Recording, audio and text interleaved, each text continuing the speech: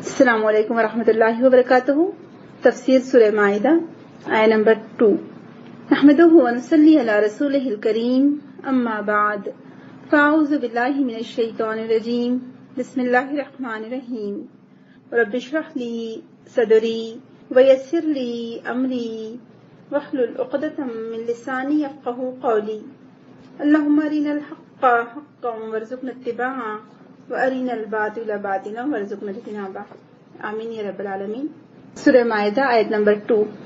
یا ایہا الذین آمنوا لا تحلوا شعائر اللہ ولا الشہر الحرام ولا الہدی ولا القلائد ولا آمین البیت الحرام یبتغون فضلا من ربهم ورضوانا وإذا حللتم فاصطادوا ولا يجرمنكم شنآن قوم أن صدوكم عن المسجد الحرام أن تعتدوا وتعاونوا على البر والتقوى ولا تعاونوا على الإثم والعدوان واتقوا الله إن الله شديد العقاب۔ یا ایھا الذین، اے لوگو جو آمنو ایمان لائے، لا تحلوا، نہ تم حلال کرو، شعائر اللہ، علامات کو اللہ کی، ولا اور نہ الشہر مہینے، الحرام حرام کو یعنی حرام مہینے کو، ولا اور نہ الہدی قربانی کے جانوروں کو، ولا اور نہ القلائد پٹہ داروں کو، ولا اور نہ آمین البیت ارادہ کرنے والوں کو گھر کا، البیت الحرام احترام والے گھر کا، یبتغون وہ تلاش کرتے ہیں فضلاً فضل، من ربہم اپنے رب کا، ورضوانا اور خوشنودی رضامندی، وَإِذَا اور جب حللتم حلال ہو جاؤ تم، فاصطادوا تو تم شکار کر لو، ولا اور نہ یجرمنکم ہرگز آمدہ کرے تم کو، شنآن دشمنی قومی کسی قوم کی، ان کے صدوکم انہوں نے روکا تم کو، ان المسجد الحرام مسجد حرام سے، ان تعتدوا کہ تم زیادتی کرو، وتعاونوا اور تم تعاون کرو مدد کرو، علی البر اوپر نیکی کے، والتقوی اور تقوی کے، ولا اور نہ تعاونوا تم تعاون کرو، علی الاثم اوپر گناہ، والعدوان اور زیادتی کے، واتقوا اللہ اور تم تقوی اختیار کرو اللہ کا، ان اللہ بے شک اللہ تعالیٰ شدید العقاب سخت عذاب یعنی دینے والا ہے۔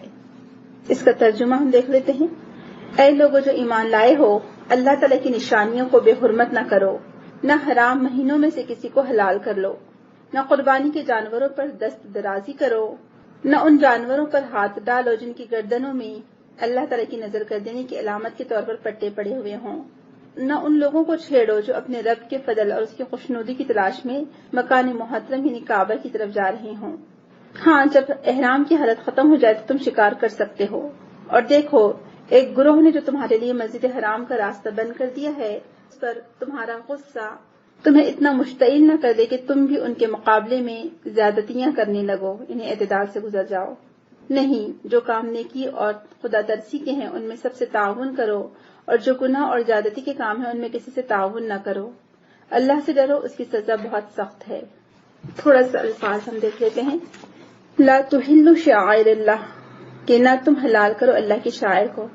تحلوا ہا لام لام سے ہے، کسی چیز کی حلت کو کہتے ہیں یعنی گرہ کے کھلنے کے معنی میں آتا ہے، اور جیسے ہم عقدتاً واحلل عقدۃ من لسانی یفقہوا قولی پڑھتے ہیں نا، تو ہا لام لام اس کا روٹ ورڈ ہے۔ الحل اصل میں حلن ہے، اس کے معنی گرہ کشائی کے یعنی گٹھان کھولنا، اور زیادہ تر یہ انہی معنوں میں استعمال ہوتا ہے۔ حللتو کے معنی کسی جگہ پر اترنا اور فروکش ہونا بھی آتے ہیں۔ اصل میں حل الاحمال عند النزول عربی میں جملہ آتا ہے جس کے معنی کسی جگہ اترنے کے لیے سامان کی رسیوں کی گرہیں کھولنا کے معنی آتے ہیں۔ پھر یہ معنی اترنے کے لیے بھی استعمال ہونے لگا، اور اس لیے کسی جگہ پر اترنے کو بھی احلہ کہتے ہیں۔ اور ایک اور لفظ حدیث جو لوگ پڑھ رہے ہوں گے ابھی، سفر کے لیے بھی ایک لفظ استعمال ہوتا ہے، جو لوگ سعودی عرب میں رہتے ہیں وہ جانتے ہوں گے، جن لوگوں نے حدیث پڑھی ہے، جو محدث بہت زیادہ سفر کرتے تھے ان کے لیے کیا آتا تھا لفظ، کوئی بتا سکتا ہے؟ کسی کو کچھ یاد ہے اگر کوئی حدیث کی کلاس میں ہو تو بہرحال احلہ کے معنی اتارنے کے بھی ہیں، اور قرض کی ادائیگی کے وقت جیسے کہ قرآن میں جو آتا ہے وہ بھی ہم کو ملتا ہے، گرہ کھولنا، اترنے کی جگہ، یا کوئی وقت کا آ پہنچنا، یعنی جب قرض دینے کا وقت آ پہنچتا ہے تو اس کے لیے بھی لفظ کا استعمال محاورے کے طور پر استعمال ہوتا ہے، یا کسی چیز کی حلال ہونے کے بھی لیے استعمال ہوتا ہے کہ یہ حلال ہے یہ حرام ہے۔ اور الحلول احلت، یہ ایک محاورہ بھی ملتا ہے کہ جیسے احلت الشاتو، جس کے معنی ہوتے ہیں بکری کے تھنوں سے دودھ اتر آنا، تو احل اللہ القضا کے معنی کسی چیز کو حلال کرنے کے ہے، جیسے کہ ابھی ہم انہی چیزوں سے گزر رہے ہیں. احلت لکم بہیمۃ الانعام، تمہارے لیے چوپائے جانور، چرنے والے جانور حلال کر دیے گئے ہیں. تو بہرحال قرآن میں کئی جگہ یہ لفظ استعمال ہوا ہے. تو حلال کرنا، گرہ کشائی کرنا، گرہ کھولنا، یا کسی چیز کو اب جائز کر دینا، تو ان معنوں میں آیا ہے. پھر شاعر کا لفظ آیا ہے، وہ بھی دیکھ لیتے ہیں. شین عین را، شعر روٹ ہے، اشعار بال کو کہتے ہیں اور اس کی جمع اشعار ہے. جیسے کہ قرآن میں آتا ہے وَمِنْ أَصْوَافِهَا وَأَوْبَارِهَا وَأَشْعَارِهَا، یعنی اون، ریشم اور بالوں سے جو چیزیں بنتی ہیں. اور شعارتو کے معنی بالوں پر مارنے کے، اور اسی سے شعارتو کذا مستعار ہے جس کے معنی بال کی طرح باریک علم حاصل کرنے کے ہیں، یعنی بال کی طرح باریک علم حاصل کرنا. اور شاعر کو بھی اس کی ذہانت اور لطافت نظر کی وجہ سے شاعر کہا جاتا ہے. کہ جو شاعر ہوتے ہیں ظاہر سی ہوتے ہیں بہت ذہین ہوتے ہیں، تبھی تو اس طرح سے موزوں شعر لکھتے ہیں کہ برابر جو ردیف اور قافیہ ہوتا ہے ملا ہوا ہوتا ہے. پھر قرآن میں یہ جو معنوں میں آتا ہے، جیسے کہ لوگوں نے رسول اللہ صلی اللہ علیہ وسلم پر بھی تہمت لگائی تھی کہ آپ شاعر ہیں، یہ کلام کو شاعرانہ کلام سمجھتے تھے. بہرحال پھر یہ بھی ہم دیکھتے کہ شعر میں زیادہ تر جھوٹ ہوتا ہے، تو اسی لیے بعض عرب لوگ اس کو جھوٹ کے لیے بھی استعمال کرتے تھے. وَأَنْتُمْ لَا تَشْعُرُونَ، اور تم کو خبر بھی نہ ہو، تم جانتے بھی نہ ہو، تمہیں شعور بھی نہ ہو، ہے نا، یہ ہم پڑھتے ہیں. تو ان معنوں میں بھی استعمال ہوتا ہے. اور شاعروں کی پیروی تو گمراہ لوگ ہی کیا کرتے ہیں. تو بہرحال کئی معنوں میں آتا ہے، لیکن ہم جو پڑھ رہے ہیں وَمَن يُعَظِّمْ شَعَائِرَ اللَّهِ، اور جو شخص ادب کی چیزوں کی جو اللہ نے مقرر کی ہے عظمت رکھے. عند المشعر الحرام، مشعر حرام یعنی مزدلفہ میں. لا تحلوا شعائر اللہ، اللہ کے نام کی چیزوں کی بے حرمتی نہ کرنا. تو یہاں پر شاعر اللہ سے مراد قربانی کے وہ جانور ہیں جو اللہ یعنی بیت اللہ کی طرف بھیجے جاتے ہیں اللہ کی خاطر. اور قربانی کو شعیرتن اس لیے کہا گیا ہے کہ شعیرہ یعنی تیز لوہے سے اس کا خون بہا کر اس پر نشان لگا دیا جاتا ہے، یعنی بال کی برابر نوک کی جیسا تیر سے لگا کر. الشعار وہ لباس جو انسان کے جسم کے ساتھ ملا رہتا ہے، اور لڑائی میں فوجی اشارے کو بھی شعار کہا جاتا ہے. بہرحال تو یہ شعیر، شعرا، شاعر، شعر، بال یا بال سے زیادہ باریک، اور ایک ستارے کو بھی کہتے تھے. جیسے کہ قرآن میں آپ پڑھتے ہیں ہوا رب الشعراء، وہی شعرا کا مالک ہے. یہاں پر شعرا ایک ستارے کا نام ہے. جس وقت کچھ لوگ تھے جو اس کی عبادت کیا کرتے تھے، اس ستارے کی عبادت کرتے تھے جو سخت گرمی کے زمانے میں طلوع ہوتا ہے. تو بہرحال شاعر اللہ کی عظمت اور احترام اور ادب کرو. جی اب یہاں پر قلائد یہ پٹے ہوتے ہیں جو قربانی کے جانوروں کے گلے میں ڈالے جاتے ہیں. آمین البیت، آمینہ حمزہ میم میم اس کا روٹ ہے، اور کئی معنوں میں استعمال ہوتا ہے لفظ. ہم سب جانتے ہیں، ام یا ام ماں کو بھی کہتے ہیں، مدر کو، روٹ کو، کسی ایک قوم کو، کسی ایک قبیلے کو بھی کہا جاتا ہے. اور قلادہ کی جمع قلائد ہے، بٹنا، جو رسی بٹی جاتی ہے خاص جانور کو جو خانہ کعبہ لے جائے جاتے تھے اس زمانے میں، اور وہ جانوروں کے گلے میں ڈالی جاتی تھی تاکہ ان کو دیکھ کر لوگ اس کی حرمت کریں اور ان کو نقصان نہ پہنچائیں.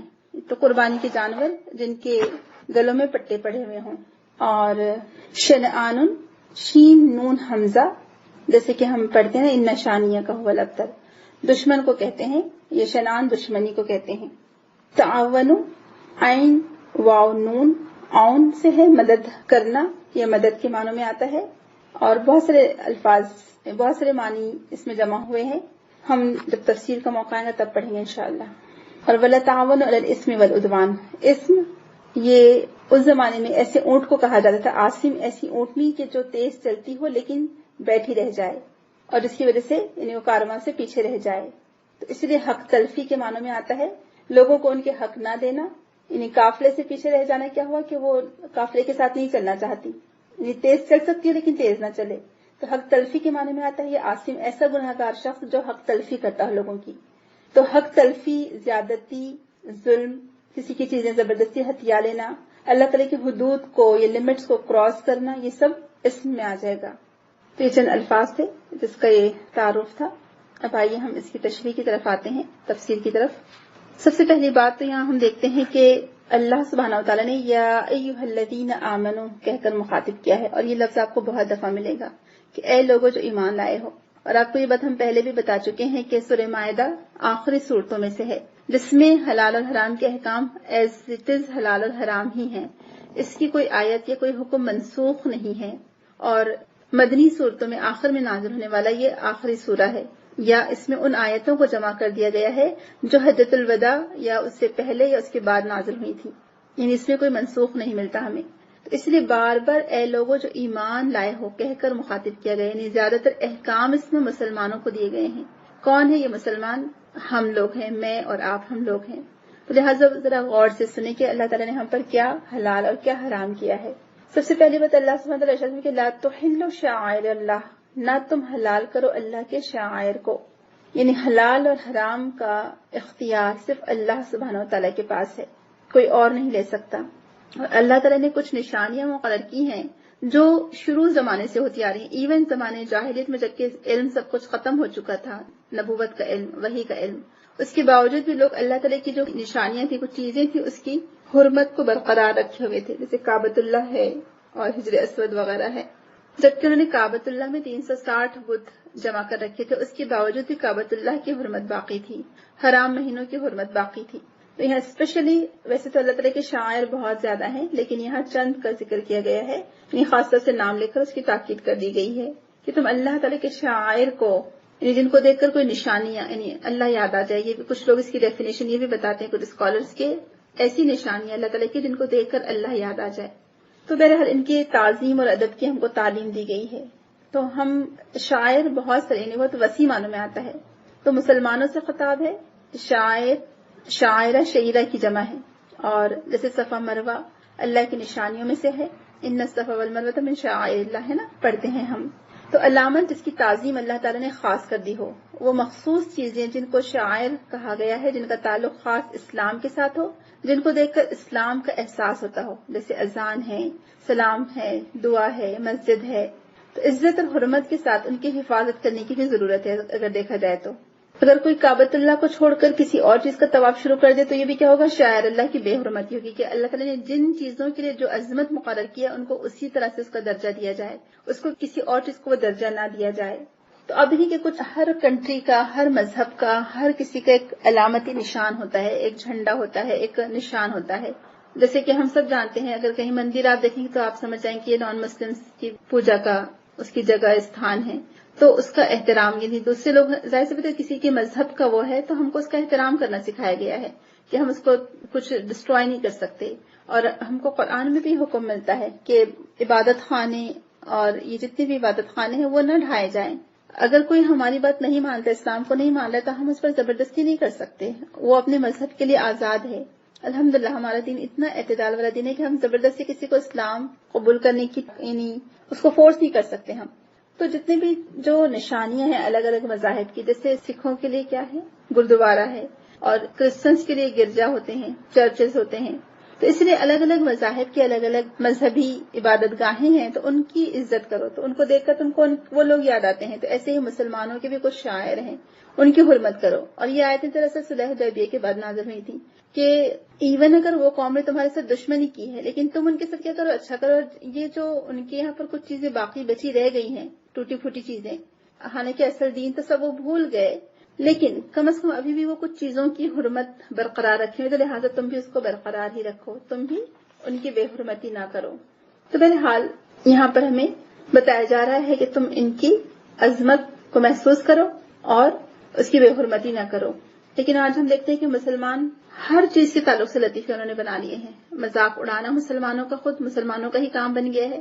خود مسلمان ہی مسجدوں کی اور ایسے اداروں کی ہنسی اڑاتے ہیں، مذاق اڑاتے ہیں کہ یہ ملا اور مسجد، یہ ملا کی دوڑ مسجد تک، داڑھی کا مذاق اڑانا اور پتہ نہیں کیا کچھ کرتے ہیں، یا پھر کسی عورت کے پردے کا مذاق اڑانا، یا سلام کرنے والوں کا مذاق اڑانا، یا دینداروں کا مذاق اڑانا۔ یہ اتنا عام ہو گیا ہے اور یہ چیز ناپسندیدہ، یہ جائز ہی نہیں ہے۔ تو بہرحال ایک تو حلال نہ کرو اللہ تعالیٰ کے حرام کیے ہوئے چیزوں کو، اور شاعر کا ادب اور احترام کرو۔ اور یہاں خاص طور سے جو شاعر بتائے گئے ہیں، یہاں خاص چیزوں کا کچھ نام بھی لیا گیا ہے، جیسے کہ حرام مہینے، حرمت والے مہینے۔ پھر اللہ تعالیٰ کے شعار ہیں بہت بے حساب ہیں، لیکن ان میں سے چند کے نام یہاں دیے گئے ہیں۔ ان کی توہین یا بے حرمتی کرنا یہ انسان کو گناہگار بنا دیتا ہے، اور اس میں سب سے پہلے حرمت والے مہینوں کا ذکر آیا ہے۔ اور حرمت والے مہینے 4 ہیں، ذی القعدہ، ذی الحجہ، محرم اور رجب۔ اور یہاں پر اصل میں ان مہینوں کی حرمت کا مطلب یہ ہے کہ یہ حرمت والے مہینے تو اس میں جنگ اور سب کچھ جو گناہ کے کام میں اور زیادہ حرام ہو جاتے ہیں. جیسے کہ زمانے جاہلیت میں عرب کے لوگ ایک دوسرے سے ہمیشہ برسری کار رہتے تھے, ہمیشہ جنگ کرتے رہتے تھے, یہ بات بات پر تلوار نکال لیتے تھے. لیکن اتنی لڑائی جھگڑے کرنے کے باوجود یا کرنے والے ہونے کے باوجود بھی حرمت والے مہینوں میں وہ رک جاتے تھے, ان مہینوں کا وہ احترام کرتے تھے. تو اسی لیے 4 مہینے امن و امان والے وہاں کہلاتے تھے اور لوگ آرام سے بے فکر ہو کر سفر کیا کرتے تھے, ورنہ تو راستے راہزنوں سے بھرے پڑے ہوتے اور قافلے لوٹ لیے جاتے تھے. لیکن لوٹ مار بھی ان 4 مہینوں میں بند رہتی تھی. تو ان مہینوں کا تم احترام کرو.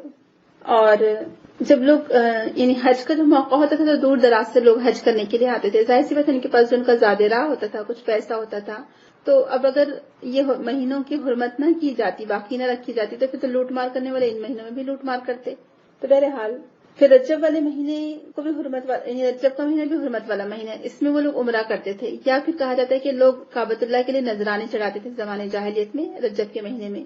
تو اسی لیے جب اسلامی نظام قانون وہاں پر رائج کیا گیا اور زکوٰۃ کی وصولی کا جب انتظام کیا گیا, تو اس میں زیادہ تر لوگوں کو جو عاملین زکوٰۃ ہوتے تھے زکوٰۃ وصول کرنے کے لیے رجب کے مہینے میں ہی بھیجا جاتا تھا. ایک تو وہ حرمت والے مہینے تھے, دوسرا ان لوگوں کو عادت تھی اس مہینے میں کچھ نہ کچھ کعبہ کے لیے پیش کرنے کی, تو اسلام کے لیے بھی پھر وہ لوگ پیش کرنا ان کے لیے آسان ہو سکتا تھا. تو بہرحال اسلام نے یہ برقرار رکھا دستور کہ جیسے چاہے وہ مشرق ہی کیوں نہ ہو اور کعبۃ اللہ فی الحال ان کے قبضے میں ہی کیوں نہ ہو, تب بھی تم شاعر اللہ کی حرمت باقی اور برقرار رکھو گے, چاہے وہ لوگ کچھ بھی کریں.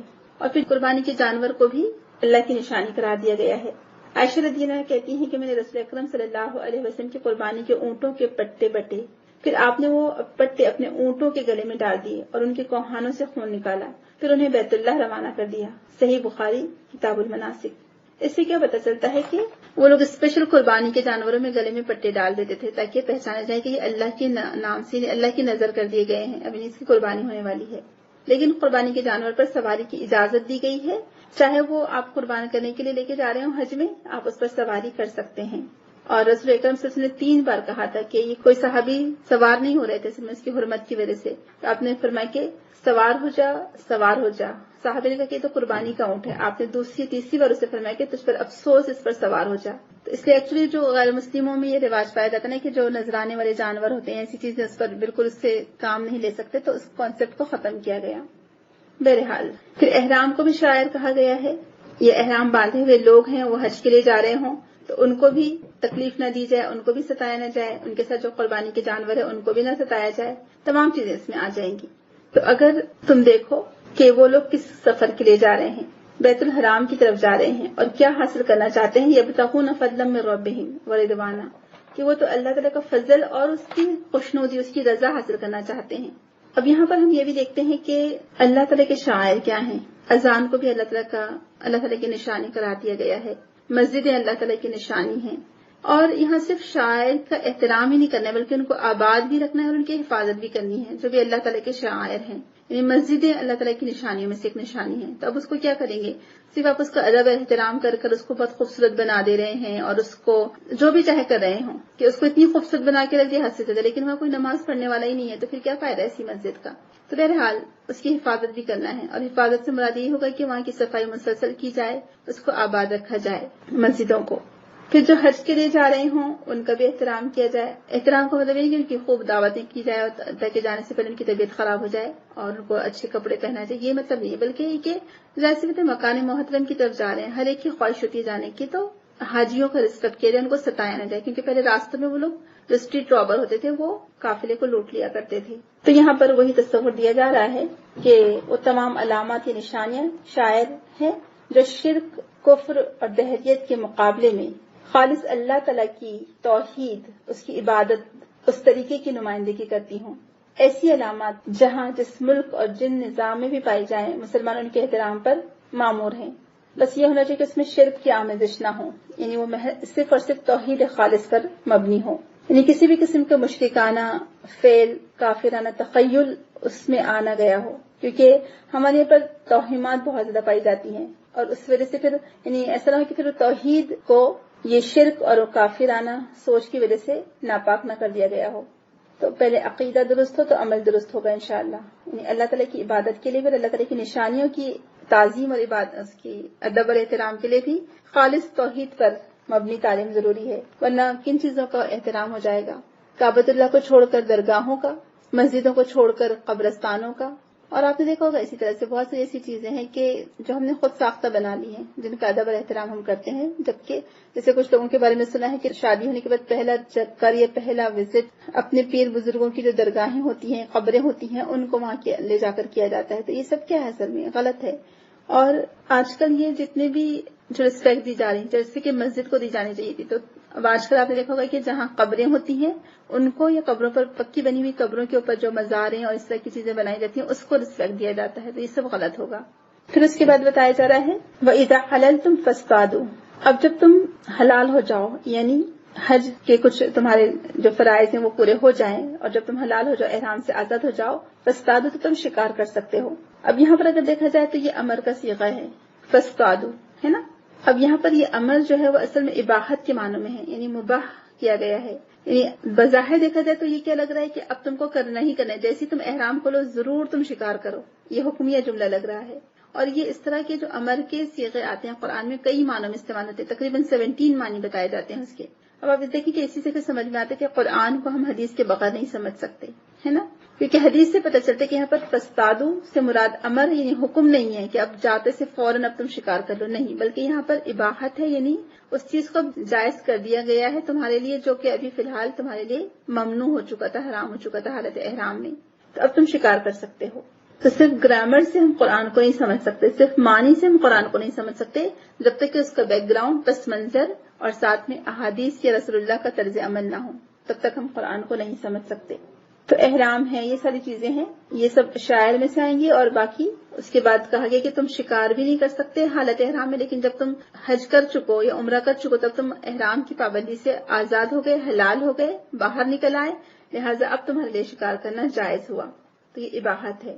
پھر وَلَا يَجْرِمَنَّكُمْ شَنَآنُ قَوْمٍ أَن صَدُّوكُمْ عَنِ الْمَسْجِدِ الْحَرَامِ، اور کسی قوم نے اگر تمہیں مسجد حرام سے روک دیا تھا تو اس کی دشمنی تمہیں اتنا زیادہ مشتعل نہ کر دے کہ تم ان پر زیادتیاں کرنے لگو، ان تعتدوا، کہ تم آپس میں ایک دوسرے پر زیادتیاں کرو، نہیں، یہ چیز جائز نہیں ہے۔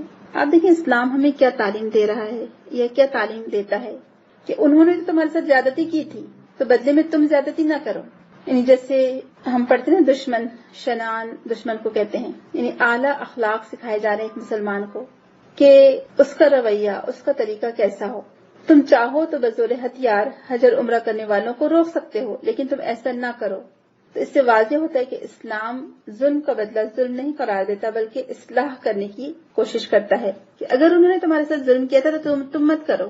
اب دیکھیں کہ آج ہم مسلمانوں کا کیا حال ہے کہ ایک ہمارے خاندان میں ہی کچھ بچے تھے، اصل میں جب آپس میں کھیلتے رہتے تو آپ نے دیکھا کہ بچوں میں آپس میں ذرا چھوٹی چھوٹی باتوں پر لڑائی ہو جاتی ہے، تو وہ بہن بھائی آپس میں یا کچھ سارے چھوٹے بچے آپس میں کھیل رہے تھے، تو ایک بچی اس میں وہ اپنے ہی بھائی کے لیے کہ کچھ چیز اس نے بچے سے کھلونے گرا دیتے نا، بھائی شرارت سے ایسا کرتے کہ کچھ کھلونا گرا دیا، کھلونا توڑ دیا اس طرح سے، تو اب وہ جو چھوٹی بہن تھی، بہت چھوٹی سی بچی تھی، وہ اتنی سمجھ تو نہیں تھی لیکن اس کو اتنا سمجھتا کہ بدلہ لینا ہے، تو اب وہ اس کا جو جملہ ہے ابھی تک سب خاندان میں مشہور ہے، وہ بچی اس وقت کہہ رہی تھی میں تو بدلہ لوں گی، میں تو بدلہ لوں گی، اس طرح سے چھوٹی سی بچی اس طرح سے جملہ کری تھی، تو وہ اتنا مشہور ہو گیا تھا جملہ سب لوگوں میں۔ تو اب آج بھی کسی کو کچھ کسی سے کرنا ہوتا ہے تو وہی جملہ کہا جاتا ہے۔ تو آپ دیکھیں کہ ایکچولی بدلہ لینا اسلام میں جائز ہے، یعنی قصاص ہے اسلام میں، لیکن معاف کر دینا اس کو بہتر کر دیا گیا ہے کہ اگر تم فاعفوا واصفحوا، کہ تم اگر درگزر کر دو، بخش دو، تو یہ تمہارے لیے بہتر ہے، اللہ تعالیٰ اس سے راضی ہوتے کہ ہم نہیں چاہتے کہ اللہ تعالیٰ ہمیں بخش دے، ہم سے درگزر فرما دے۔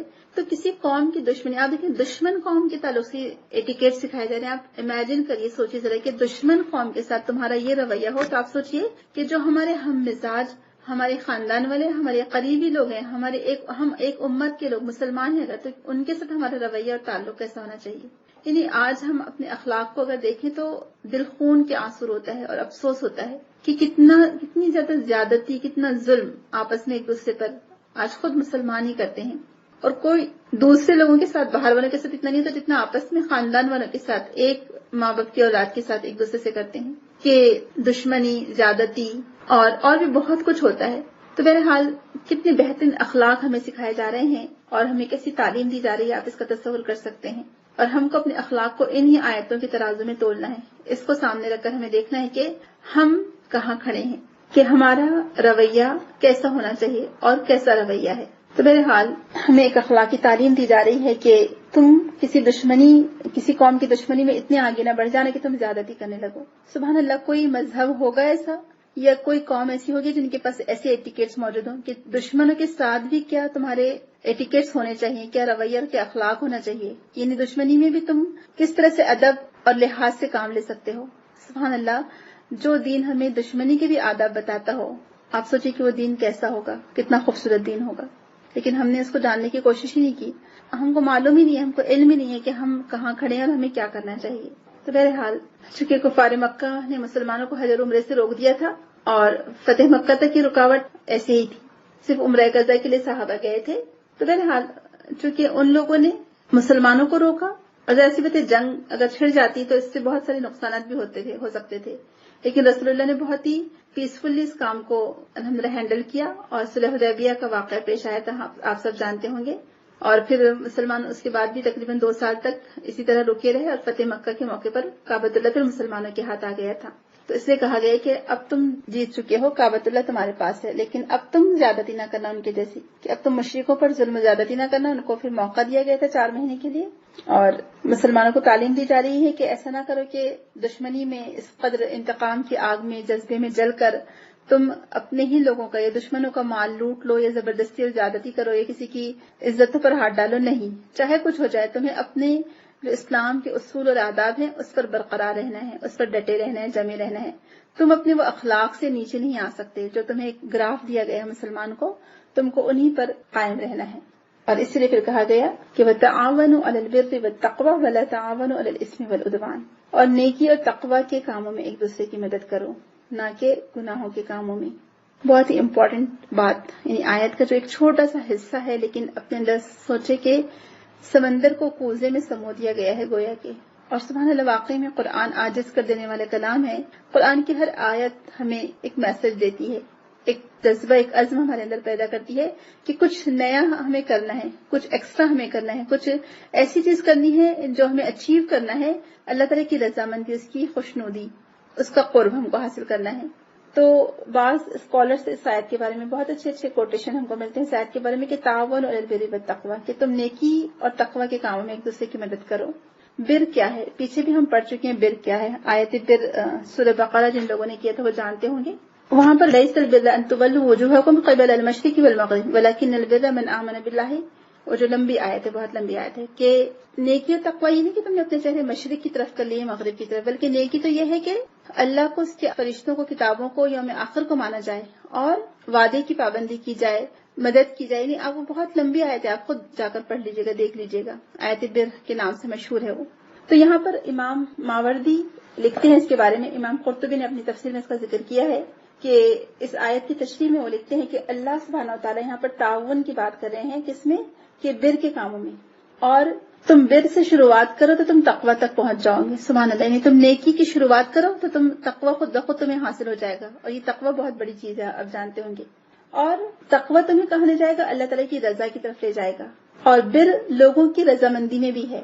تو آپ سوچیں کہ جب لوگوں کی رضامندی اور اللہ کی رضامندی شامل ہو جائے تو سعادت اور عظمت حاصل ہو جاتی ہے، اور یہ سب سے بڑی نعمت ہے ماشاءاللہ. سبحان اللہ، واقعی میں کہ نہیں، جہاں لوگ بھی آپ سے راضی ہوں آپ کی اخلاق کی وجہ سے، یہاں یہ بات نہیں ہے، لوگوں کی راضی رہنے کی بات میں یہ بات نہیں ہے کہ آپ لوگوں کی رضامندی کے لیے اپنا آپ قربان کر دیں اور اللہ تعالیٰ کی ناراضگی مول لے لیں، نہیں، بلکہ نیکی کے کاموں میں تو لوگ بھی آپ سے راضی رہیں. بر لوگوں کے ساتھ نیکی کو کہا گیا ہے اور تقوی اللہ کے ساتھ مخصوص ہے. تو سبحان اللہ، کتنی پیاری بات ہے کہ شروعات کرو بر کے کاموں سے تو تم اللہ تعالیٰ کے تقوی تک پہنچ جاؤ گے، اور پھر تقوی تمہیں اللہ تعالیٰ کی رضامندی تک پہنچا دے گا. اور بر ہے کیا؟ لوگوں کی رضامندی، یعنی لوگوں سے اچھے اخلاق سے پیش آنا. اور جب یہ دونوں چیزیں جمع ہو جائیں کہ لوگوں کی رضامندی اور اللہ تعالیٰ کی رضامندی، تو بس یہ سعادت مکمل ہو گئی. یعنی آپ کو بہت ہی عظیم سعادت سے آپ سرفراز ہوئے، اور یہ بہت بڑی نعمت ہے جو اللہ تعالیٰ کی طرف سے آپ کو ملے گی.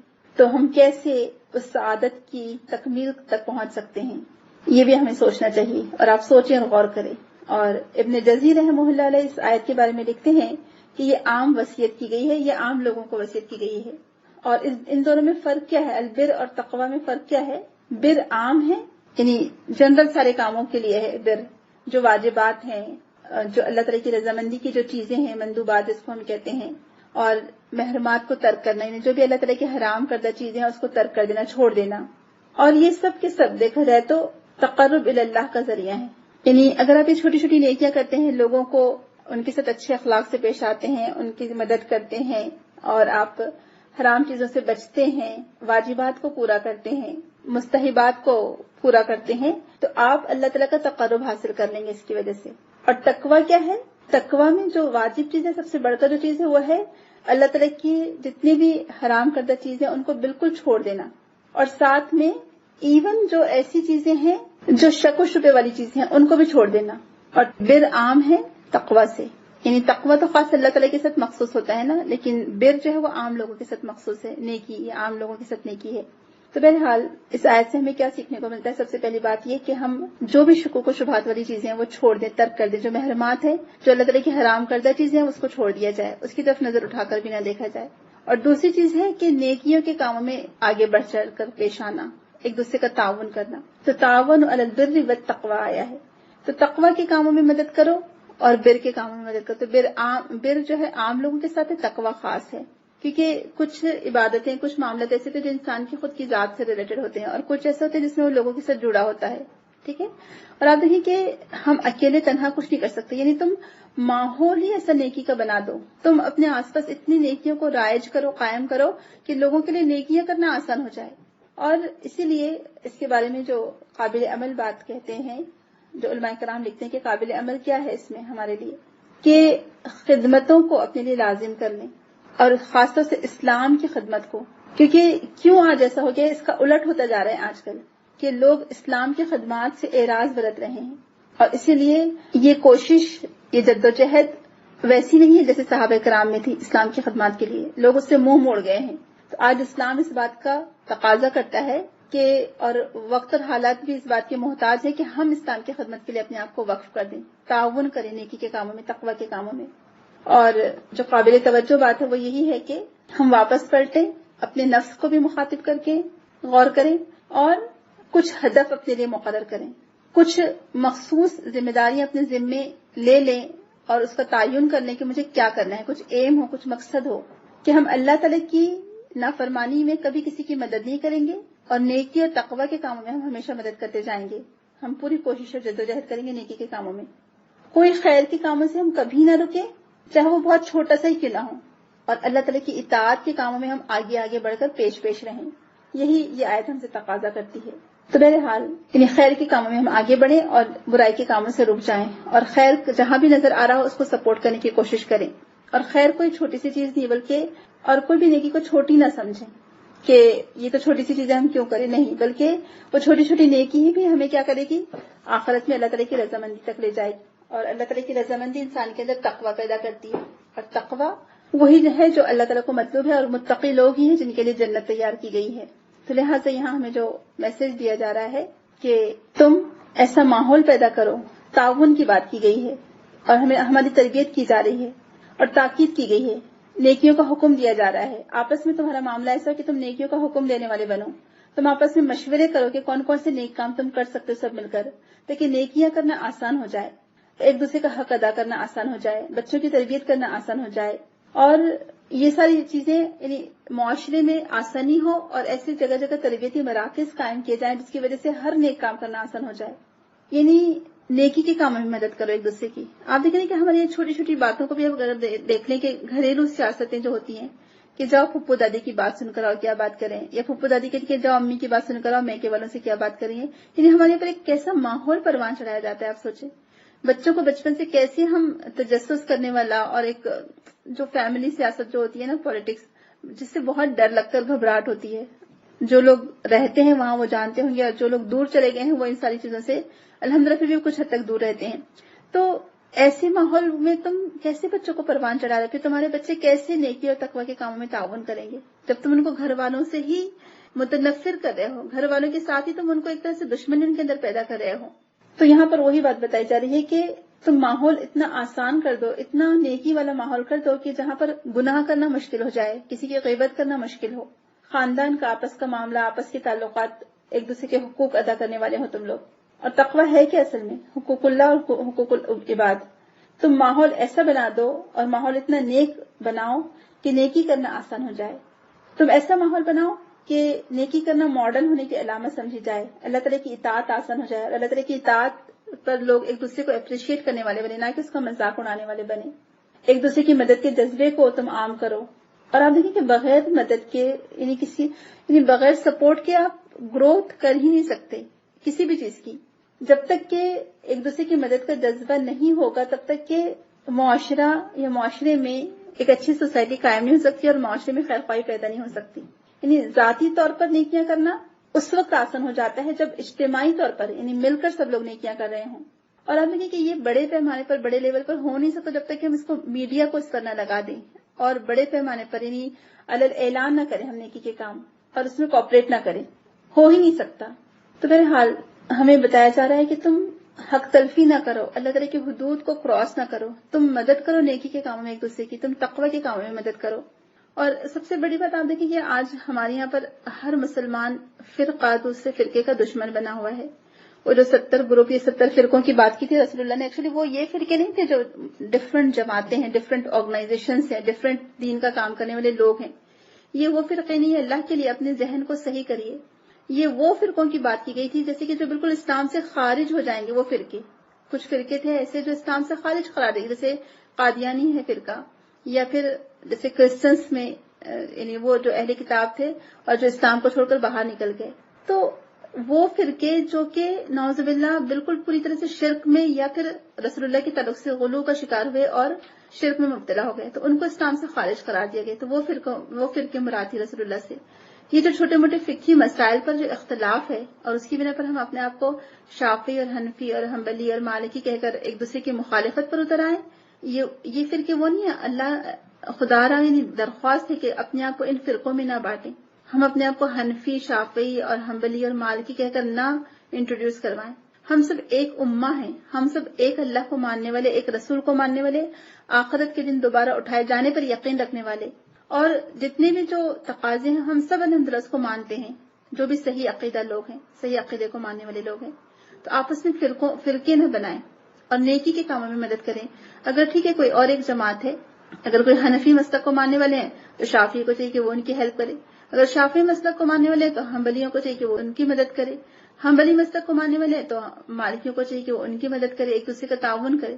یہ جو اماموں کے نام پر ہم نے فرقے بنا لیے ہیں اور گروپس بنا لیے ہیں، یہ جماعتیں بنا لی ہیں اور ہم جماعتوں کی مخالفت پر اتر آتے ہیں، تو آپ بتائیے کہ کیا ہم کو یہ سکھائے گا کہ تم مسلمانوں میں آپس میں ایک دوسرے کی دشمنی کرو؟ اور جو دشمن جو کام کر رہا ہے پھر اس کو تو بہت آسانی ہو جائے گی. تو اگر ہم سپورٹ نہیں کریں گے ایک دوسرے کو، اگر کوئی ایک آرگنائزیشن ہے، کوئی دینی آرگنائزیشن ہے اور کوئی اور ایک پرسن کوئی اور بھی آرگنائزیشن میں کام کرتا ہے، تو آپ کو کیا کرنا چاہیے؟ ایسے پرسن کو اپریشیٹ کرنا چاہیے کہ اچھا آپ فلاں آرگنائزیشن کے ساتھ بھی کام کرتے ہیں، آپ فلاں کے ساتھ بھی، تو چلے بھائی ہم تو ضرور آپ کی مدد کریں گے نیکی کے کاموں میں. آپ کے پاس اگر کوئی سلیبس اچھا بنا ہے تربیت کے لیے اور ایک دوسرے کو سکھانے کے لیے، بچوں کے اسکول کے لیے، آپ نے اگر کوئی اسکول کھولا ہے اور کوئی دوسرے پرسن بھی اسکول کھول رہے ہیں اور وہ دوسرے مسلک سے تعلق رکھتے ہیں، تو بھئی دیکھیے ہمارے پاس اتنا اچھا سلیبس بنا ہے، آپ کو محنت نہیں کرنی پڑے گی، آپ یہی سلیبس فالو کریے. تو تعاون کریے نیکی کے کاموں میں. تعاون علی البر والتقوی، نیکی اور تقوی کے کاموں میں مدد کرو ایک دوسرے کی. تو ہم یہ آپس کا تعاون تو چھوڑ دیتے ہیں اور آپ دیکھیں ہم آپس میں ایک دوسرے سے دشمنی پہ اتر آتے ہیں. ہم کھینچتانی شروع کر دیتے ہیں. اچھا وہ فلاں جماعت وہ آگے بڑھ گئی اور وہ فلاں آرگنائزیشن وہ آگے بڑھ گئی، نہیں اس کی ٹانگ پکڑ کر کھینچو. اور پھر ہمارا سارا زور کہاں صرف ہوتا ہے، کہاں زور ہمارا، ساری توانائیاں، ساری طاقتیں کہاں لگ جاتی ہیں؟ جو دشمن پر لگنی تھی، جو اسلام کے دفاع کے لیے لگنی تھی، وہ الٹا اسلام کو نقصان پہنچانے کے لیے اور اپنے ہی مسلمان بھائیوں کے لیے لگنا شروع ہو جاتی ہیں. اب وہ سارا کام دھرا کا دھرا رہ گیا، دین کی تبلیغ، دین کی دعوت، اسلام کی خدمت، اور اب کہاں لگ گئے ہم؟ ایک دوسرے کی کھینچتانی کرنے کے لیے. میرے پاس زیادہ لوگ نہیں آ رہے، ان کے پاس زیادہ لوگ آ رہے ہیں، ان کے پاس زیادہ نہیں آ رہے، میرے پاس نہیں رہے. اللہ کے بندو، 4 لوگ بھی آئے تو ضرور ان کو دین سمجھاؤ اور پڑھاؤ. ہمیں تو پوری امت ایک امت بن کر کام کرنا ہے. ٹھیک ہے آج کے دور میں اتنا مشکل ہے یہ کام، لیکن ہم اگر ہم ایک ساتھ ایک جگہ مل کر کام نہیں کر سکتے تو کم از کم ہم ایک دوسرے کی مخالفت تو نہ کریں نا. ٹھیک ہے آپ جڑنا گوارا نہیں کرتے، ہم جڑنا گوارا نہیں کرتے، تو کم از کم مخالفت تو نہ کریں، ہم تعاون کریں ایک دوسرے کے ساتھ. آپ کو یاد ہوگا نا کہ ایک سبق تھا، ہر کتاب میں ہوتا ہے غالباً، وہ اردو کی کتاب میں تھا، تو اس میں تھا کہ دو بلیاں، ان کو ایک روٹی ملتی ہے اور اب وہ دونوں کہتی ہیں کہ چلو اس کو آدھا آدھا کر کے کھا لیں گے. تو دونوں ایک دوسرے پر ٹرسٹ نہیں کرتی ہیں اور کہتی ہیں کہ ہم کسی تھرڈ پرسن سے اس کی ہاف پیس کرواتے ہیں، کیونکہ ایسا نہ کہ کوئی جو بلی ٹکڑے کرے گی تو زیادہ اور کم زیادہ کر دے اور کسی کو کم زیادہ آ جائے. دونوں بندر کے پاس جاتے ہیں. اب بندر کیا کرتے ہیں، پہلے ایک طرف کا زیادہ ٹکڑا کاٹ لیتا ہے اور ایک طرف کا کم. کہتے کہ اچھا یہ تو زیادہ بڑی ہو گئی، تو اس میں سے اور کچھ کاٹ کے خود کھا لیتا ہے اور زیادہ اس میں سے نکال لیتا ہے روٹی. پھر کہتے کہ ادھر والی بڑی ہو گئی تو اس میں سے بھی کر لیتا ہے. ایسا کر کر کے خود ہی پوری روٹی ہضم کر جاتا ہے اور دونوں بلیاں ایک دوسرے کا منہ دیکھتی رہ جاتی ہیں. تو کیا بات سمجھ میں آئی اس سے؟ بتائیے کیا بات سمجھ میں آئی؟ تو تعاون کرنے کی بات کی جا رہی ہے. اللہ تعالیٰ آئندہ بھی ہم کو ہمیشہ حق پر رکھے، اور میں ہمیشہ اپنے اسٹوڈنٹ سے یہی بات کہتی رہوں گی اور کہنا چاہتی ہوں کہ دیکھیں اگر آپ 10 آرگنائزیشن سے بھی جڑیں گے تو آپ ضرور کام کریں، لیکن سب کا حق ادا کرنے کی کوشش کریں. یعنی ایسے نہیں، ہم کسی پر یہ پابندی نہیں لگا سکتے کہ فلاں جگہ نیک کام ہو رہا ہے تم مت جاؤ وہاں پر کیونکہ تم ہمارے ساتھ جڑی ہوئی ہو. یہ تنگ دلی اور تنگ نظری کی علامت ہے. یہ لوگوں کو تعاون کرنے سے روکنے کی بات ہے. ٹھیک ہے کنسنٹریشن ہونا چاہیے، آپ کسی آرگنائزیشن کے ساتھ جڑے ہیں تو آپ کی سمپتھی، آپ کی لائلٹی اس کے ساتھ ہونا چاہیے، آپ کی وفاداریاں اس کے ساتھ ہو. لیکن اگر آپ کے پاس فارغ اور وقت بچ رہا ہے، یعنی اور آپ کے پاس ایکسٹرا وقت ہے، تو اگر آپ کے پاس اللہ تعالیٰ نے آپ کو اتنی صلاحیتیں دی ہیں اور آپ کے پاس زیادہ ٹائم بھی ہے، تو آپ کیوں نہیں دوسری جگہ بھی اپنی خدمات پیش کر سکتی ہیں؟ ضرور پیش کریں تاکہ زیادہ فائدہ ہو، زیادہ لوگ اس سے مستفید ہوں، زیادہ اس سے لوگ فائدہ اٹھا سکیں. آپ کی ذات سے بھی دوسروں کو فائدہ ہو اور دوسرے لوگوں کو بھی آپ سے فائدہ، دوسرے لوگوں سے بھی آپ کو فائدہ ہو، کیونکہ آپ جب دوسری جگہ جا کر سیکھیں گے وہاں کو کچھ اور سیکھنے کو ملے گا. ہو سکتا ہے یہاں آپ کی پوزیشن کچھ اتھارٹی والی ہو اور وہاں جا کر آپ کو کسی کی بات سننا پڑے، تو اس سے آپ کی خود کی تربیت اور اصلاح ہو رہی ہے اصل میں دیکھا جائے تو. اور آپ ڈھونڈیں معاشرے میں کہاں کہاں نیک کام ہو رہا ہے. آپ دیکھیے رسول اللہ صلی اللہ علیہ وسلم نے کیا کہا تھا، آپ کو یاد ہوگا کہ وہ جدعان نامی جو شخص تھا اس کے گھر پر ایک معاہدہ ہوا تھا، یاد ہے؟ سیرت جن لوگوں نے پڑھی ہوگی. تو رسول اکرم صلی اللہ علیہ وسلم فرماتے کہ اگر آج بھی مجھے بلایا جائے وہاں پر اس معاہدے کے لیے تو میں ضرور جاؤں گا، کیونکہ وہاں پر کیا بات ہو رہی تھی کہ لوگوں کو ان کا حق دیا جائے گا، جو ظلم ہوگا اس کے خلاف آواز اٹھائی جائے گی اور مظلوم کا ساتھ دیا جائے گا. اور اس گھر میں میٹنگ ہوئی تھی جب رسول اکرم بالکل ینگ تھے صلی اللہ علیہ وسلم. تو آپ نے کہا تھا کہ اگر آج بھی ایسا کچھ ہو تو میں ضرور اس میں جاؤں اور شامل ہوں. اور پھر آپ یہ بھی دیکھیں کہ رسول اکرم صلی اللہ علیہ وسلم جب میثاق مدینہ قائم کیا تھا آنے کے بعد ہجرت کر کے، وہاں پر بھی یہی بات ہوئی تھی کہ اگر کسی ایک قبیلے کے فرد سے کوئی نقصان ہو جائے تو اس کی جو بھرپائی ہے، اس کا جو قصاص ہے، پورے لوگ مل کر دیں گے. کیونکہ ایک اکیلا فرد جو حلف الفضول ہوا تھا پہلے، بالکل صحیح ہے، اور بعد میں مدینہ میں میثاق مدینہ کے نام سے، تو ایون یہودیوں کو بھی اس میں شامل کیا گیا تھا کہ اگر کوئی ایک قبیلے کے فرد سے کچھ خدا نخواستہ قتل ہو جاتا ہے تو اس کا جو قصاص دیا جائے گا، ایسی بات ایک اکیلی فیملی اتنا بڑا قصاص نہیں دے سکتی تھی 100 اونٹوں کا. تو کہا گیا تھا کہ ایک ایسا ہم فنڈ رکھیں گے جس میں سب لوگ جمع کریں گے اور جب ایسی اچانک کوئی مصیبت ہے تو اس فنڈ سے اس کو سپورٹ کریں گے. یہ سب کیا ہے اصل میں؟ اور رسول اکرم صلی اللہ علیہ وسلم ہمیشہ آپ دیکھیں کہ وہ نیکی کے کاموں میں تعاون کے لیے ہمیشہ آگے بڑھ چڑھ کر پیش آتے تھے، ہمیشہ شامل رہتے تھے آگے آگے. تو نیکی اور تقوی کے کاموں میں مدد کی جائے، نہ کہ گناہ کے کاموں میں. اور متیم بن عدی جو شخص تھا جس نے رسول اللہ صلی اللہ علیہ وسلم کا نان مسلم ہونے کے باوجود بھی جب آپ طائف سے واپس آئے تھے تو آپ دیکھیں کہ اس نے ساتھ دیا تھا. آپ کے اخلاق کی وجہ سے دیا ہوگا نا اس نے ساتھ، کیونکہ رسول اللہ بھی نبوت سے پہلے بھی سب کو ایک دوسرے کو سپورٹ کرتے تھے. تو بعد میں رسول اکرم صلی اللہ علیہ وسلم کہتے تھے کہ اگر متیم بن عدی یہاں آیا ہوتا اور وہ مجھ سے ریکویسٹ کرتا تو میں یہ بدر کے قیدیوں کو بھلے ہی چھوڑ دیتا جن کو مارا گیا، لیکن اگر متیم بن عدی ہوتا تو میں ضرور چھوڑ دیتا، کیونکہ اس نے بھی ہیلپ کی تھی مشرک ہونے کے باوجود. تو چاہے غیر مسلم ہی کیوں نہ ہو، اگر وہ کوئی نیکی کا کام کرے تو آپ ان کو سپورٹ کر سکتے ہیں. آپ اتنے تنگ دل اور تنگ نظر نہیں ہو سکتے کہ آپ کہہ رہے کہ نہیں بھائی نان مسلم کے ساتھ تو کام ہی نہیں کرنا ہے. یہ کیا بات ہے؟ ان سے انٹریکشن نہیں ہوگا تو ان کو اسلام کے بارے میں پتہ کیسے چلے گا؟ اگر آپ ایک گلی کچھ محلے میں کونے میں بیٹھ جائیں اور اللہ اللہ کرتے رہیں تو اسلام کی تبلیغ ہوگی کیسے؟ یہ بتائیے. تو ہم کو نیکی اور تقوی کے کاموں میں ایک دوسرے کی مدد کرنا ہے، ہم کو سپورٹ کرنا ہے. ہم کو جہاں پر بھی جو بھی آرگنائزیشن جو صحیح العقیدہ ہوں، اگر وہ آپ سے سپورٹ مانگ رہی ہیں، اگر وہ آپ سے آپ کی کچھ اسکلز ہیں وہ مانگ رہی ہیں، تو آپ ضرور ان کو دیں اپنی وہ اسکلز، ضرور ان کو ہیلپ کریں اور ضرور ان کو اپنی جو بھی آپ کے پاس ٹیلنٹ ہے، جو اسکلز ہیں، جو آپ کے پاس وقت ہے ایکسٹرا بچا ہوا، اپنی پرانی کسی جگہ سے بچ کر آپ کے پاس وقت بچتا ہے تو آپ ضرور جا کر سپورٹ کریں اور کرنا چاہیے. یہ نہ ہو کہ ہم ایک ہی جگہ بیٹھ کے رہ جائیں. صلاحیتیں اگر اللہ تعالیٰ نے دی ہو تو اس سے فائدہ بھی اٹھانا چاہیے اور لوگوں کو فائدہ بھی پہنچانا چاہیے. تو نیکی اور تقوی کے کاموں میں مدد کرو اور اس کو یعنی گھر کے اندر سے لے کر گھر کے باہر تک، محلے سے لے کر شہر تک، اس لیول تک آپ لائیں. گھر کے اندر کبھی بھی جو سیاست چلتی ہے، جو فیملی پالیٹکس ہوتی ہے، اس میں کبھی انوالو نہ ہو. کبھی آپ کے سامنے کوئی غیبت کرے تو کبھی اس کو سپورٹ نہ کرے، کان قریب لا کر نہ کہ اچھا یہ کہا تھا، نہیں، بلکہ کہیں کہ نہیں بھائی ہم تو ان میں بہت خوبیاں دیکھتے ہیں. اس طرح سے ختم کر دے بات کو. اور دوسری بات یہ کہ ماحول کو ایسا نیک بنانے کی کوشش کریں کہ لوگ نیکیاں کرنے کے لیے پیش رہیں، آسان بنا دے ماحول کو اور پھر اس کو بڑے لیول پر لے کر آئیں. آپ دیکھیں کہ چھوٹی چھوٹی چیزیں بن کر ہی ایک معاشرہ بنتا ہے، چھوٹی چھوٹی چیزوں سے کہ افراد کے ہاتھوں میں ہے اقوام کی تقدیر، ہر فرد ہے ملت کی مقدر کا ستارہ. تو افراد بھی بہت قیمتی ہیں، ان سے نیکیاں کروائی جائیں اور پھر ایک معاشرے کو تشکیل دیا جائے. اور دوسرا اجتماعیت بھی بہت ضروری ہے کہ جب ہر طرف نیکیاں رائج ہوں گی تو لوگوں کو نیکی کرنا آسان ہو جائے گا. تو تم تعاون کرو نیکی اور تقوی کے کاموں میں. اور آپ اٹھا کر دیکھ لیں پوری ہسٹری، صحابہ کرام کی سیرت، رسول اللہ صلی اللہ علیہ وسلم کی سیرت، ان کی زندگی. کون لوگ تھے پہلے؟ سارے کوئی مسلمان تو نہیں تھا نا پہلے، لیکن کیسے ایک دوسرے کی ہیلپ ہوتی تھی، کیسے سپورٹ کیا جاتا تھا. اور یہ جذبہ اگر نہ ہوگا ہمارے اندر تو پھر ہم آگے کیسے بڑھ سکیں گے؟ تو یہ جذبہ ہم کو اپنے اندر پیدا کرنا پڑے گا.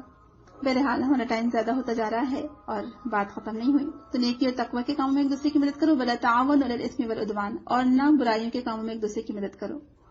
خاص طور سے مینشن کیا گیا ہے کہ کہیں کوئی ظلم کر رہا ہو تو تم اس کی مدد نہ کرو. جہاں اللہ تعالیٰ کی حدود کراس کی جا رہی ہو تم اس کو سپورٹ نہ کرو. لمٹس جو بتا دی گئی ہیں اس کو کراس نہ کرو. تو اللہ تعالیٰ فرماتے ہیں کہ تلک حدود اللہ فلا تقربوها، کہ یہ اللہ تعالیٰ کی حدود ہے، تم اس کے قریب بھی نہ جانا. تو تمہارا باہمی تعاون کس میں ہو؟ نیکیوں میں ہو، نہ کہ گناہوں پر ہو. تو اگر تم نیکیوں والا ماحول پیدا کرو گے تو نیکیاں پھیلے پھولیں گی، اور اگر تم برائی کا ماحول پیدا کرو گے، اس کو سپورٹ کرو گے، تو نیکیاں پھل پھول نہیں سکتی بلکہ برائیاں عام ہوں گی. تو جس طرح سے نیکیاں ایک دوسرے کے سپورٹ کے بغیر نہیں پھیل سکتی، ٹیم ورک کے بغیر نہیں ہو سکتی، اسی طرح سے برائیاں بھی ایک دوسرے کے سپورٹ کے بغیر نہیں ہو سکتی. کوئی اگر قرآن کا حافظ ہے تو وہ جانتا ہوگا کہ سورہ توبہ میں ہم پڑھتے ہیں نا کہ کیا آتی ہے آیت، بے شک مومن مرد اور مومن عورتیں، ان المسلمین والمسلمات بعضهم اولیاء بعض یامرون بالمعروف وینہون عن المنکر، ہے نا. کہ مومن مرد اور مومن عورتیں ایک دوسرے کے رفیق ہیں، بھلائی کا حکم دیتے ہیں، برائیوں سے روکتے ہیں. اور منافقوں کا بھی ذکر آیا ہے کہ بے شک منافق مرد اور منافق عورتیں ایک دوسرے کے مددگار ہیں، برائیوں کا حکم دیتے ہیں اور بھلائیوں سے روکتے ہیں. تو ایسے لوگ بھی ہوتے ہیں جو ٹیم ورک کرتے ہیں، یعنی نیکیوں کو روکنے کے لیے اور برائیوں کو پھیلانے کے لیے ان کی پوری آرگنائزیشنز ہوتی ہیں. اور آج کل تو ایسے بہت سارے ہیں چیزیں، تو وہ لوگ مل کر کام کرتے ہیں ایسے کہ برائیوں کو فروغ دیتے ہیں، برائیوں کو پھیلاتے ہیں، برائیوں کو پروموٹ کرتے ہیں. تو دیکھو تم کیئرفل رہنا، کیونکہ کسی نے اگر کسی ایک اچھی بات پر عمل کیا اور اس کو دیکھ کر کئی لوگوں نے اس پر عمل کیا تو ان تمام عمل کرنے والے لوگوں کا اجر بھی اس پرسن کو ملے گا جس نے اس کی شروعات کی تھی. اور جس نے اگر کوئی برا عمل کیا اور اس کو دیکھ کر بہت سارے لوگوں نے وہ برے عمل کو فالو کیا تو ان تمام لوگوں کا برائی کا بدلہ ان کو خود کو تو ملے گا ہی ملے گا، لیکن جس کو فالو کیا تو اس کو بھی ملے گا. اور ان کے گناہوں میں بھی کوئی کمی نہیں کی جائے گی اور اس کو بھی عذاب دیا جائے گا، ان کو بھی عذاب دیا جائے گا. آپ سوچیں کتنی بڑی بات ہے اور کتنا ہمیں ڈرا دیتی ہے بات.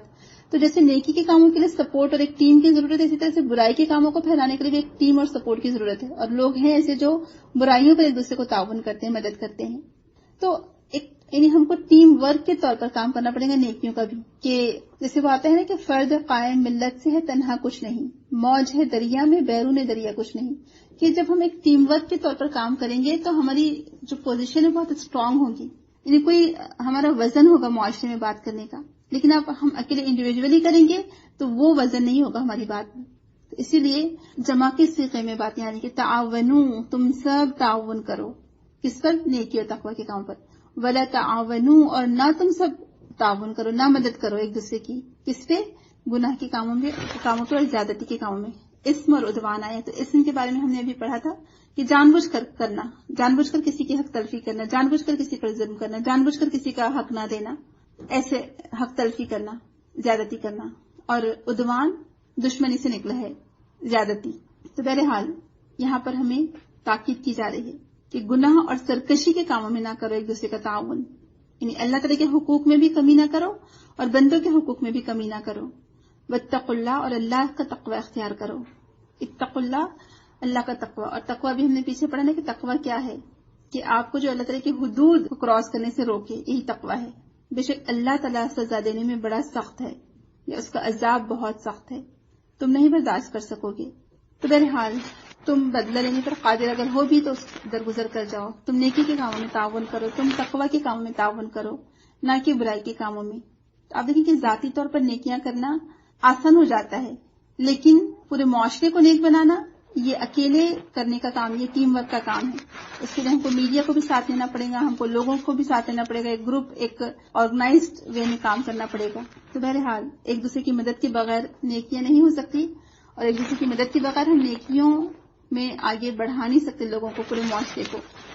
تو لہٰذا ہم کو کوشش کرنی ہے کہ ہم ٹیم ورک کے ساتھ کام کریں اور نیکی کے کام میں لوگوں کو آگے ابھاریں. تو مسلم ہو یا نان مسلم ہو، نیکی اور تقوی کا کام اگر کوئی کرتا ہے تو تمہیں بھی اس کا ساتھ دینا چاہیے. اور گناہ اور سرکشی کے کام چاہے کوئی مسلمان ہی کیوں نہ کر رہا ہو، اس کا آپ کو سپورٹ نہیں کرنا چاہیے، نہ اس کی مدد کرنی چاہیے. تو بہرحال جو حرب فجار ہوئی تھی اور حرمت والے مہینوں میں ہوئی تھی، اس کے بعد پھر کچھ لوگ عبداللہ بن جدعان کے گھر جمع ہوئے تھے. یہ معاہدہ ہوا تھا کہ ہم میں سے ہر شخص مظلوم کی حمایت کرے گا اور کوئی ظالم مکہ میں نہ رہنے دیا جائے گا. اس کو حلف الفضول کہا جاتا ہے. اور رسول اکرم صلی اللہ علیہ وسلم کہا کرتے تھے کہ اگر اس معاہدے کے مقابلے میں مجھے صرف اونٹ بھی دیے جاتے تو میں نہ لیتا. اگر آج بھی مجھے کوئی ایسے معاہدے کے لیے بلائے تو میں ضرور حاضر ہوں گا. ایکچولی یہ ہے کہ نیکی کے کاموں میں مدد کی جانی چاہیے اور دوسروں کی ٹانگ پکڑ کر نہ کھینچی جائے جو اگر نیکی کے کام کر رہے ہوں. کہ اس وجہ سے کیونکہ کچھ جو اصل میں حسد کا جذبہ ہوتا ہے، یا پھر یہ ڈر ہوتا ہے کہ ہم سے آگے وہ بڑھ جائیں گے تو وہ کیوں آگے بڑھیں، ہم کیوں نہ بڑھیں. اس وجہ سے مخالفت کی جاتی ہے اپنے ہی لوگوں کی. تو لہٰذا ہمیں اس سے رکنا چاہیے اور ہم کو اپنے اندر وسعت نظری پیدا کرنی چاہیے. اور چاہے کوئی بھی آرگنائزیشن ہو، آپ اس کو نیکی اور تقوی کے کام میں ضرور سپورٹ کریں، لیکن اب آپ کے اپنے کام کا حرج ہوئے بغیر ایکسٹرا ٹائم میں دوسروں کو سپورٹ کر سکتے ہیں. واللہ عالم. اللہ تعالیٰ ہمیں توفیق دے کہ ہم ان آیتوں کی پابندی کرنے والے بنے اور تعاون کرنے والے بنے نیکی اور تقوی کے کاموں میں. آمین. سبحانک اللہم و بحمدک، نشہد ان لا الہ الا انت، نستغفرک و نتوب الیک. السلام علیکم ورحمۃ اللہ وبرکاتہ. یا ایھا الذین آمنوا لا تحلوا شعائر الله ولا الشهر الحرام ولا الهدي ولا القلائد ولا آمين البيت الحرام يبتغون فضلا من ربهم ورضوانا وَإِذَا حَلَلْتُمْ فَاصْطَادُوا وَلَا يَجْرِمَنَّكُمْ شَنَآنُ قَوْمٍ أَن صَدُّوكُمْ عَنِ الْمَسْجِدِ الْحَرَامِ أَن تَعْتَدُوا وَتَعَاوَنُوا عَلَى الْبِرِّ وَالتَّقْوَى وَلَا تَعَاوَنُوا عَلَى الْإِثْمِ وَالْعُدْوَانِ وَاتَّقُوا اللَّهَ إِنَّ اللَّهَ شَدِيدُ الْعِقَابِ.